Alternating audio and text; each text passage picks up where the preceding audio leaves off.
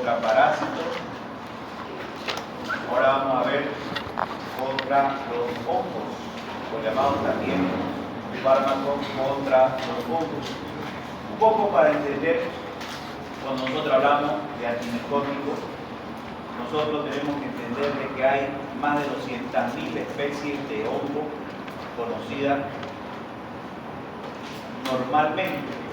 Hongos no quiere decir que todas sean patógenos. Las estimaciones del tamaño total del reino de los hongos son variables, no hay desde pequeños hasta más grandes.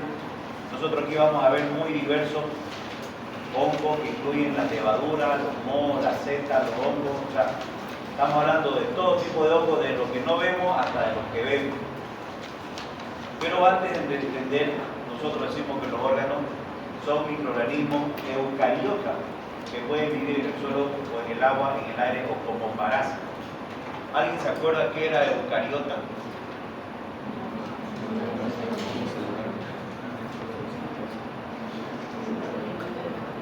¿Nadie?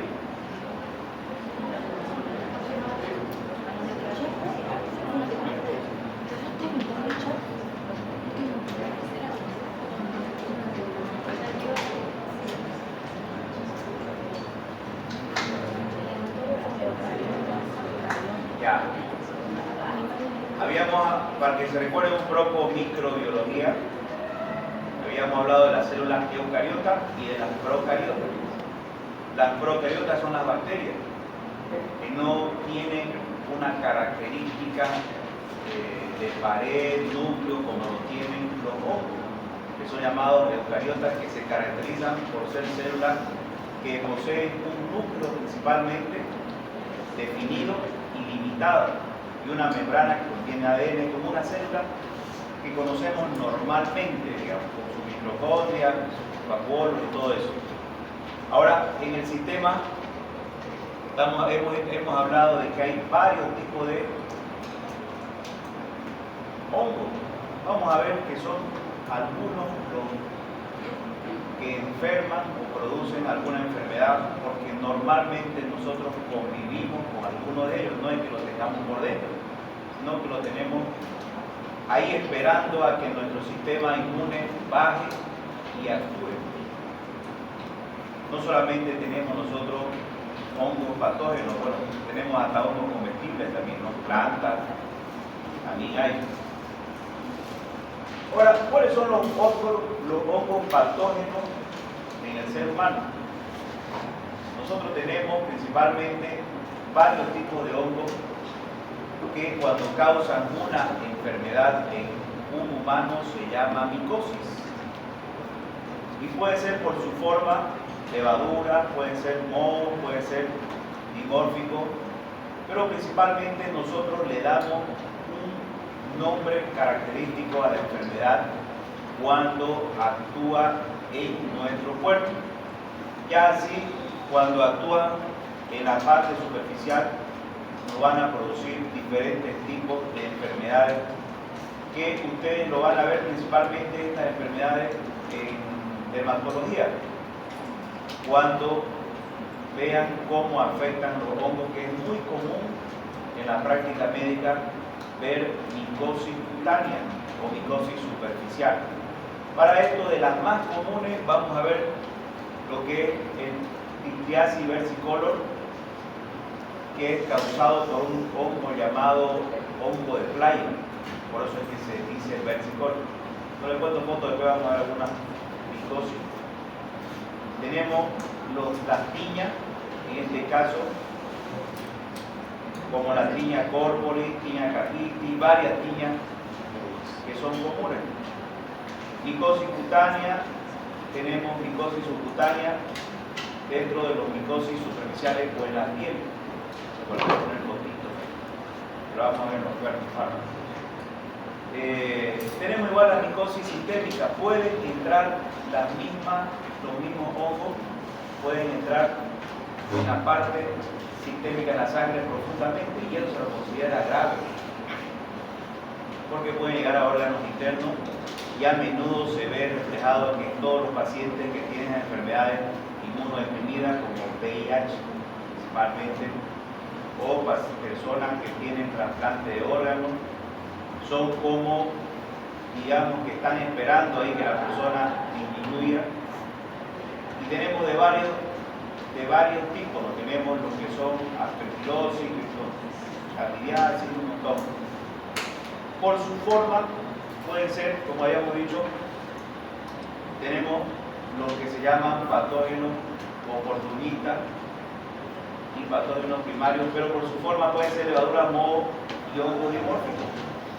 De los más comunes que vamos a ver en la práctica médica es la Candida albicans, que puede no contagiarse, sino que puede reproducirse generalmente vía oral en los bebés, en los lactantes, vaginal con aumento de secreción, blanquecina y cutánea también.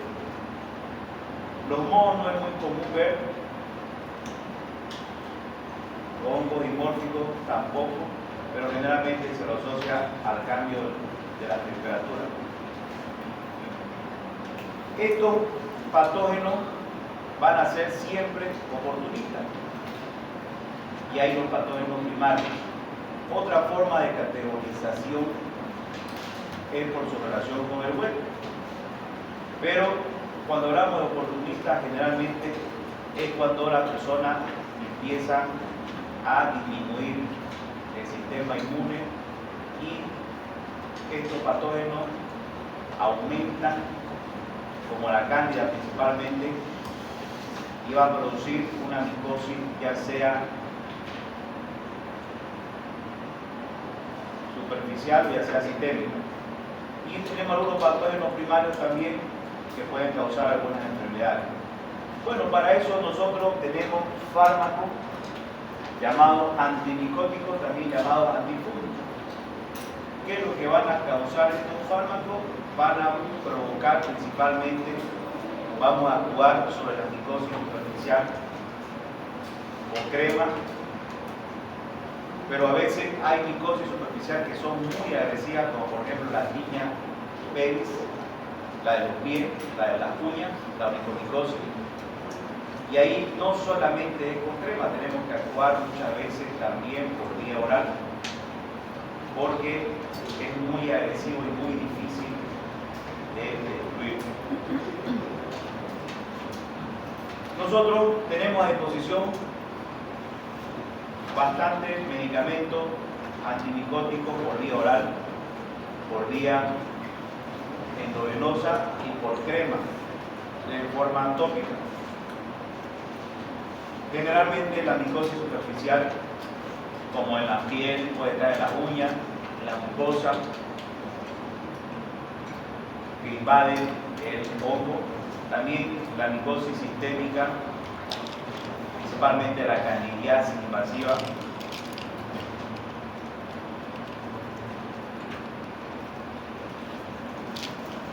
Según la clasificación de los fármacos antimicóticos o antifúngicos, nosotros tenemos los llamados locales, que lo vamos a utilizar vía tópica. Generalmente vamos a ver en los grupos azónicos, como también la nistatina. También la nistatina que viene por vía oral, en algunas situaciones, lo bueno es que no se absorbe. Tenemos los azónicos también por vía oral. Y tenemos los sistémicos, estos no muy común utilizados porque solamente se da en pacientes cuando hay la micosis sistémica, como la fosfericina B principalmente, o algunos azónicos que vamos a ver en el grupo de los azónicos. Igual tenemos en los grupos orales la gliclopurina, los azónicos y la terminafina. Siempre yo voy a mencionar cuáles son los fármacos que más utilizamos en la práctica médica. Bueno, aquí ya está dividido, pero esta es la mejor división de acuerdo a la estructura de otro montón de fármacos que tienen que aprender. Pero bueno, no son todos. Aquí yo lo voy a mencionar, será unos 5 o 6 lo más importante de este grupo, principalmente los grupos de los imidazoles y los triazoles, que son los más utilizados, como el cotrimoxazol, como el fluconazol principalmente, y la nistatina, digamos que vienen a ser los 3 más relevantes, y el ketoconazol también me olvidaba de este grupo. Bueno, ¿y cómo se caracteriza? Habíamos dicho de que generalmente los hongos son células eucariotas que se caracterizan por tener núcleo, membrana. Entonces, los antimicóticos actúan en algunos sitios de acción de diferentes maneras, como los antibióticos no actúan en el mismo lugar. Por eso es que nosotros tenemos varios grupos de fármacos para actuar. Tenemos, por ejemplo, la anfotericina B, que va a actuar sobre la membrana, uniéndose a lo que se llama el ergosterol en la membrana y aumenta la permeabilidad, o sea que la hace más débil a toda la membrana. Lo vemos de esa manera. Los imidazoles y los triazoles, que son bastantes en este grupo, van a inhibir lo que se llama, van a interferir en la síntesis del ergosterol, principalmente como se ve en la pared. Luego también vamos a, de este grupo de los más utilizados, podemos decir de que principalmente la anfotericina B y el grupo de los imidazoles. Los otros muy pocos no vamos a utilizar. Bueno, entonces, según su mecanismo de acción, nosotros tenemos los antimicóticos, antifúngicos, primero los inhibidores de la membrana celular y luego vamos a tener los inhibidores de la pared celular. Los inhibidores de la membrana celular está principalmente la anfotericina y nistatina. Estos sí o sí son muy importantes, muy utilizados. Y los azoles, con los imidazoles y los triazoles, tenemos el fluconazol, itraconazol y el ketoconazol. Fluconazol y ketoconazol muy utilizados. Aquí van a aprender a hacer algunos tratamientos, algunas enfermedades en común en los jóvenes y que se ve muy común también en las personas. Bueno, entonces la anfotericina B, habíamos dicho que se une el mecanismo de acción al ergosterol, que está dentro en la membrana, y esto va a dar debilidad a la membrana con muerte celular. Principalmente esa es la función. Tenemos igual la nistatina oral y vaginal. La nistatina tiene una propiedad importante, que no se absorbe. Por lo tanto, cuando lo damos vía bucal o vía vaginal, no absorbe, eso se queda en la capa. Solamente que a nivel sistémico no sirve mucho. Tenemos los azoles como el fluconazol, ketoconazol. De igual manera, estos bloquean el ergosterol y eso hace salir los iones y debilita la membrana y eso da muerte del hongo. Los inhibidores de la pared celular, estos dos son muy utilizados, de hecho no encontramos casi por ello. Lo que son las equinocantinas, como dentro de este grupo está el que se utiliza, micafungina, y también el cascofungina. El otro no se utiliza mucho, la anifungina. No son muy utilizados.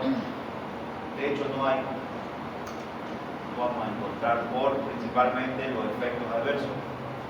Y de los inhibidores de la síntesis del ácido nucleico, la flucitocina tampoco no se utiliza mucho.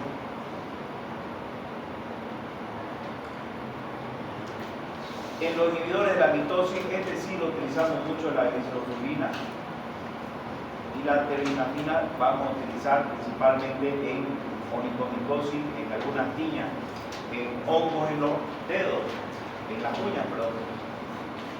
Se va a utilizar bastante.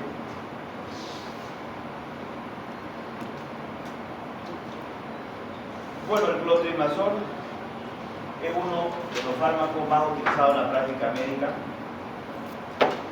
Provoca muerte celular. Es un antifúngico del grupo de los azoles, de los imidazoles.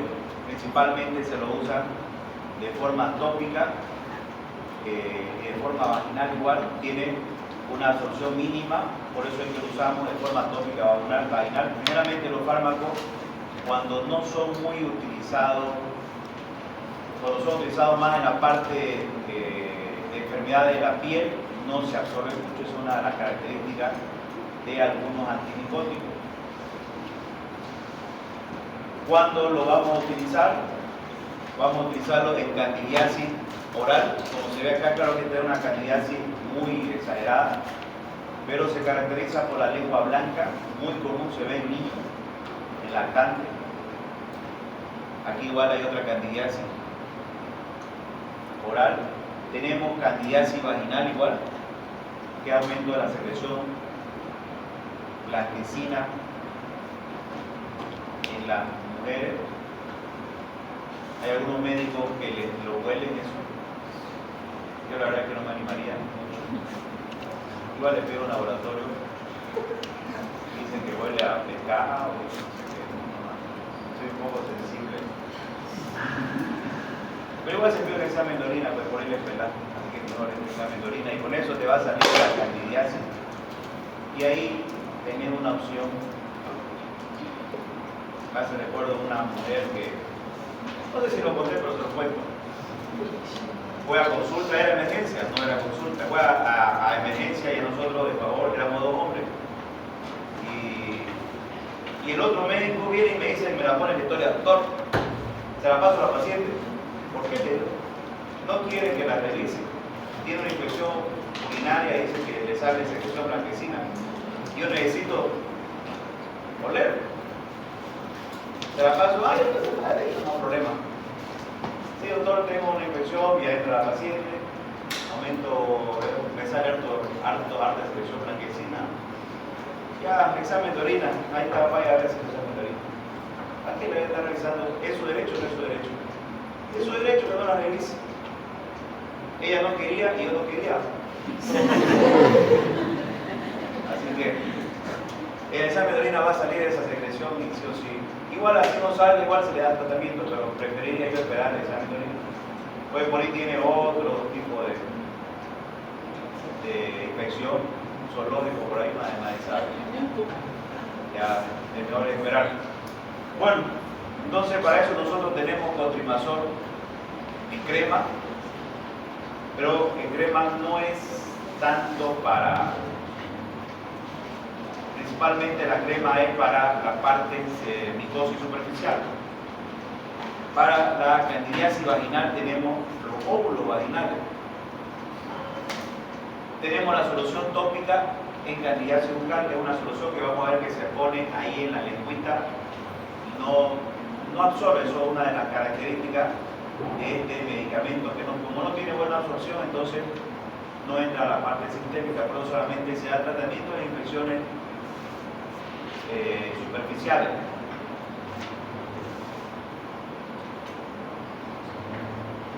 Tenemos el bisconazol. Su absorción también es muy limitada, por eso es que se da por vía generalmente oral. Igual este va a inhibir la síntesis del ergosterol y va a actuar en la membrana. ¿En qué lo vamos a utilizar? Principalmente candidiasis y las llamadas enfermedades por dermatofitosis, que se ven más o menos así. Se ve de una coloración rojiza, a veces delimitada. Esta es una característica de una micosis superficial, cuando tiene generalmente un reborde rojizo o blanquecino, que a veces es una o son alguna otra. No tiene una característica de picazón ni nada de eso, a veces descama un poquito también. Para eso nosotros tenemos la crema al 2%, el oral también, y tenemos óvulos vaginales también en algunos casos. Ketoconazol. El ketoconazol igual inhibe la síntesis del erosterol, compromete la membrana, es de los fármacos antimicóticos más utilizados en la práctica médica. Este se incrementa su absorción cuando se da en medio ácido gástrico. Tenemos en varias presentaciones que el ketoconazol ha sido uno de los fármacos muy bien aprovechados. Tenemos en tableta, tenemos en champú, un conocido Medicaz que viene al 1% y hay champú que vienen al 2%, generalmente en tiña, llamada, también se puede utilizar en caspa. Ya han visto que la caspa generalmente es producida por un hongo que se sobrealimenta y eso la piel produce aumento de la secreción, no es contagioso, pero obviamente no se ve muy bien, digamos, para una persona no le gusta, entonces se da, a este se le puede dar tranquilamente en crema o se le puede dar en champú. El champú también se utiliza en tiña, la tiña como la de aquí, tiña corporis, también se la puede utilizar en candidiasis cutánea y seborrea. Viene también en óvulo combinado con clindamicina, ahí en caso de alguna candidiasis vaginal. También viene talco para los llamados pie de atleta, viene crema y viene tableta.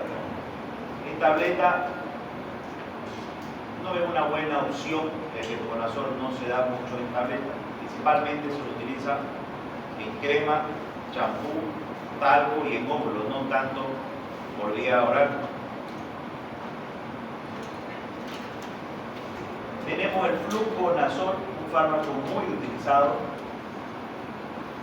por vía oral, porque se absorbe casi completo en el tracto gastrointestinal, así que lo hace un fármaco de buena opción vía oral. Esto va a actuar en la enzima 14-alfa desmetilasa, igual que el erosterol sobre la membrana del hongo. Todo este grupo que estamos viendo principalmente son los azoles. El fluconazol principalmente se da en candidiasis sistémica y vaginal. Cuando vemos de que los óvulos tal vez no son muy efectivos, vienen tabletas de 150, a veces con una sola dosis es suficiente en candidiasis vaginal.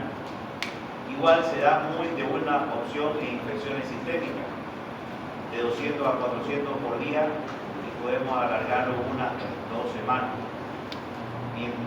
dependiendo de la enfermedad que tenga la paciente. Viene también en solución intravenosa y en solución en suspensión oral para niños. Según las guías, nosotros tenemos la tiña de la barba, del cuero cabelludo, la que se conoce como caspa, digamos. No es que sea una tiña, ¿no? Sino que, como vimos, a veces se almacena, se concentra más esa descamación en una parte de la piel. Nosotros podemos utilizar el fluconazol, no es una opción, o sea, si hablamos de caspa, principalmente el champú, la mejor opción. Pero cuando se produce ya así una descamación concentrada en una área, podemos usar también por vía oral. De otra opción es la diclofenac, pero no es muy buena opción. En este caso, cuando es la tiña de la barba o del cuero cabelludo, nosotros damos un comprimido de 150 por semana y ya vamos viendo la evolución. Tiña del pie, habíamos hablado que la tiña del pie, vamos a volverlo a ver, es bien difícil de erradicar. Y bueno, tenemos la candidiasis vaginal, que la primera opción es el clotrimazol en óvulo. Cada noche por 7 días se le dice a la paciente que no tenga relaciones y le damos tratamiento al marido, ¿o no? Sí. Claro, porque es enfermedad de transmisión sexual. Todo lo que es transmisión sexual quiere decir que se ha contagiado. O sea que le damos al marido y hay que ver quién vuelve a las parejas sexuales.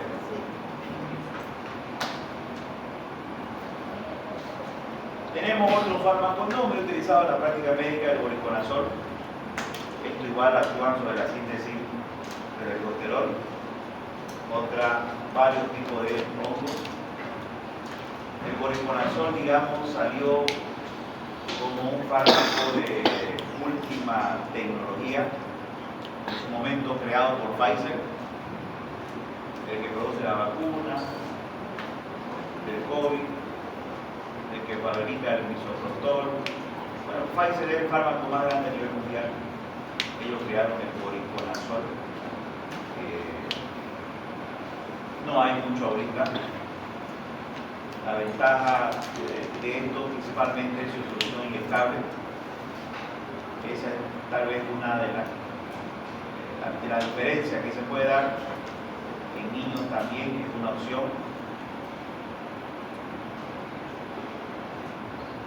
Tenemos lo que es la tiña pedis, como habíamos dicho, muy común. Muchos pacientes vienen por esto. Esto puede ser producido por varios tipos de hongos. Mucho depende de la extensión y la severidad del tratamiento. Puede ser que solamente esté en una partecita como onicomicosis, o puede ser que ya esté llagándose muchas veces en el paciente. Ahí está el doctor Bell. ¿Qué quiere con esto? Ya se lo subieron. Bueno, nosotros depende. Nosotros tenemos dos opciones. Tenemos la opción tópica o la oral.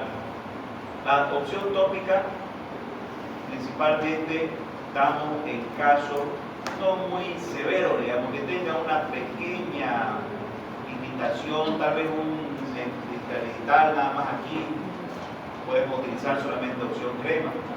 Pero si ya es muy extremo, ya está agrietando, ya de varios dedos en el espacio interdigital, entonces ya nosotros pensamos en dar también por vía oral. Aquí tenemos varias opciones, no podemos utilizar todo lo que son cremas, como el clotrimazol, miconazol, ketoconazol, todos son no efectivos, pero pueden ayudar al paciente. Y la característica de esto es que tenemos que aplicar 2 veces por 2 a 4 semanas, aproximadamente un mes, a veces le decimos, al día. Todos los días hay que decirle al paciente de que también el tratamiento no farmacológico. ¿Qué podemos decirle a alguien que tiene un pie seco? Sí o sí, se baña, que lo seque bien. La humedad le gusta a los hongos. De hecho, siempre recomiendan que cuando uno se bañe, se seque bien, que no deje mucha humedad. Cambiar medidas a diario es una medida no farmacológica también. Usar calzado ventilado. Hay algunos zapatos que son bien cerrados, a lo menos en este clima aquí en Santa Cruz, no conviene usar zapatos muy cerrados.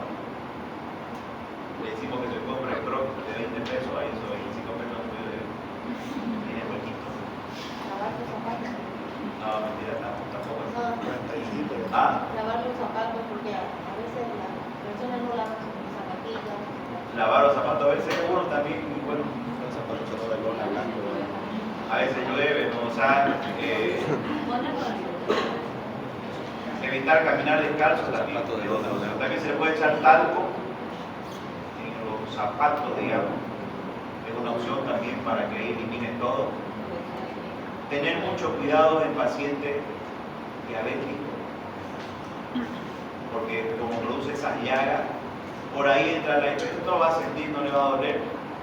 Y ahí entra la gangrena, infección, se corta piel. Entonces, la tiña pedis, principalmente cuando compromete uñas, se llama onicomicosis o pues acá. Pero ya generalmente esta es la característica, digamos, que de la tiña, lo llamado triatlétala.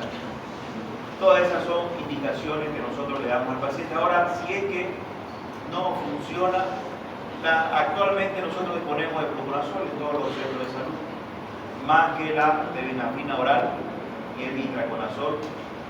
Tenemos el fluconazol 150, le podemos dar en crema clotrimazol o ketoconazol. Le damos fluconazol una vez a la semana por 2 a 6 semanas. Es una de las mejores opciones dentro de los medicamentos vía oral. Y todas las medidas higiénicas que es importante mencionar al paciente, porque no siempre es efectivo. No siempre es efectivo. Siempre la primera opción en este caso de los tópicos es el clotrimazol, es la primera opción. De los orales, digamos, la terbinafina es una mejor opción, pero más difícil se encuentra. El fluconazol siempre lo encontramos, porque la terbinafina, digamos, es más eficaz y más rápido, por eso es que se lo pone como primera elección. Tenemos otro fármaco no utilizado como la naproxetina, en la cual se utiliza igual en piña pedis, cluris, córpolis, pero tenemos otras opciones, por eso es que esta no usamos tanto como el ketoconazol, fluconazol, por eso es que dejamos, digamos, de utilizar mucho este medicamento. Tenemos la anfotericina B. La anfotericina B es buena opción. Principalmente este medicamento viene por vía de administración intravenosa, no viene por vía oral. Se utiliza cuando hay micosis, digamos que fuerte, invasiva, diferentes tipos de hongo. También la utilizamos, hemos visto un poco que se la utiliza como antiparasitario en leishmaniasis, protozoos como leishmaniasis, y también el Naegleria floweri, que no se ve aquí en Bolivia eso. Leishmaniasis sí se puede ver. La anfotericina B es una opción para él. Esto va a actuar igual sobre el ergosterol, la membrana del hongo. Salen algunos iones, debilitan la membrana y muere el hongo. Nosotros, ¿cuál es la característica, digamos, de esta anfotericina B? Intravenoso, buena opción, de grandes opciones. Al ser intravenoso siempre hay posibilidad de nefrotoxicidad, otras reacciones como fiebre, calofrío, rechazo igual se produce. La nitatina es otra opción de fármaco que utilizamos, que tenemos a disposición. La nitatina del grupo de los polienos, como la anfotericina B, viene a ser del mismo grupo de la anfotericina B. De este igual se une a la membrana, al ergosterol de la membrana de los hongos, salen los iones y dan muerte. Muy activa contra candidiasis oral, vaginal e intestinal. Habíamos dicho de que la característica de este fármaco es que no se absorbe casi nada. Por eso es que nosotros lo damos en la boca, lo damos en la vía vaginal, en cutánea también, es una buena opción la nitatina. Y lo bueno es que está a disposición en todos los seguros, siempre hay nitatina. Entonces, la característica de la farmacocinética, no se absorbe por vía oral. O sea, no se absorbe en gran cantidad, casi nada, digamos. y eso, por eso es que no sirve para nada para micosis sistémica. Y lo bueno es que su toxicidad es mínima, se puede dar tranquilamente en niños.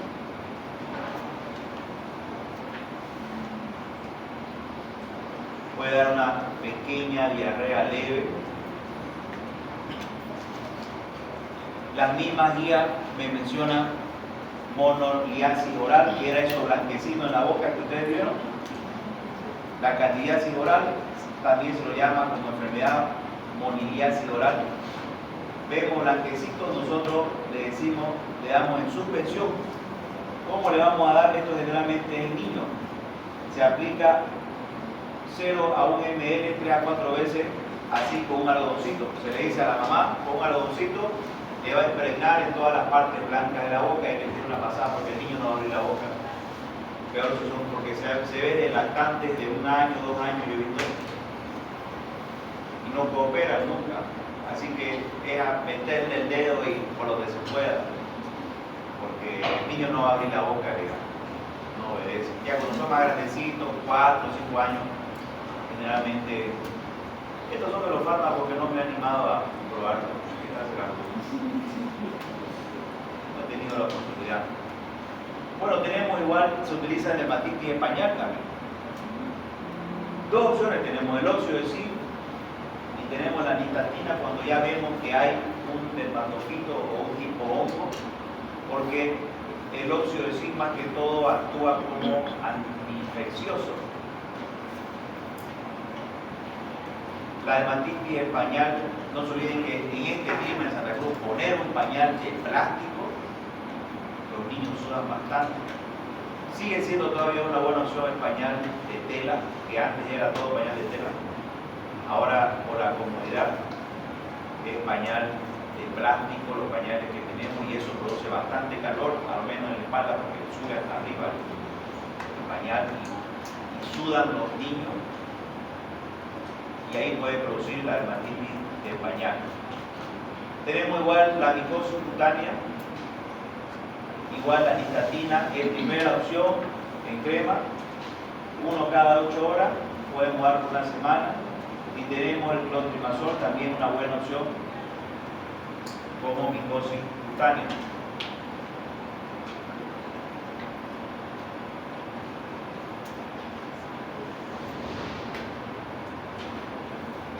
Cuando tenemos infección sistémica por hongo, la guía menciona la amphotericina B como una buena opción. ¿Cuándo vamos a dar amphotericina B? Cuando el paciente lo internamos generalmente, cuando está, digamos, con una fiebre entre moderado a grave, ahí se da. Pero si lo mandamos a casa, nosotros le damos otras opciones y oral. Ahora, igual si está internado, estamos hablando de fungenia, o sea que una micosis muy fuerte, igual el fluconazol viene inyectable, que es una buena opción. Fíjense que aquí la tiña del pie me menciona en comprimido y en crema. O sea que yo le puedo dar en crema para que se aplique por día, cada 2 aplicaciones o cada 8 horas, y le puedo dar fluconazol 1 por semana, aunque aquí dice por 24 semanas, no sé si es un error, digamos. Es por 4 semanas, se le pasó el 24 semanas, ¿cuánto? 24 semanas. ¿Por 2 años? No. A ver, si un embarazo tiene 37, 20 semanas, son 3 meses. 6 meses. 6 meses. 6 meses. ¿Quién dice? Por 4, 6 meses, ¿no? 6 meses. Imagínense por 6 meses.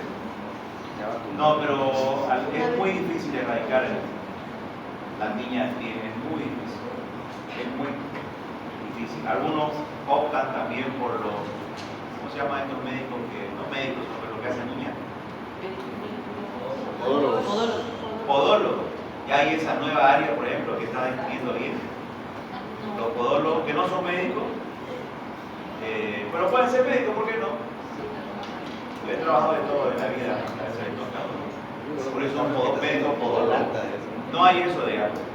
Pero médico especialista en uña. ¿Qué hacen ellos? Les cortan bien, les sacan todo. Obviamente los hombres es un poco difícil.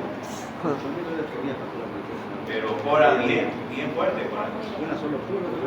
Y hay harto hongo acá. En Santa Cruz. No he visto yo mucho. Porque nosotros los médicos, por ejemplo, no cortamos uñas y nada de eso. Nosotros directamente agarramos y lo mandamos a veces cuando hay hasta para sacar una uña encarnada, no es por nosotros tampoco. Lo podemos hacer, digamos, pero no he visto una indicación médica que diga como diagnóstico sacar un uñero. O sea que eso es con podólogo, porque es con técnica también. No es nomás tan fácil.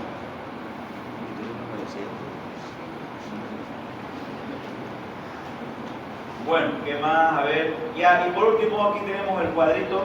Aquí me faltó hasta el teconazol, la nitatina, proconazol, principalmente. Aquí digamos que ya está casi todo. Este tema es relativamente corto.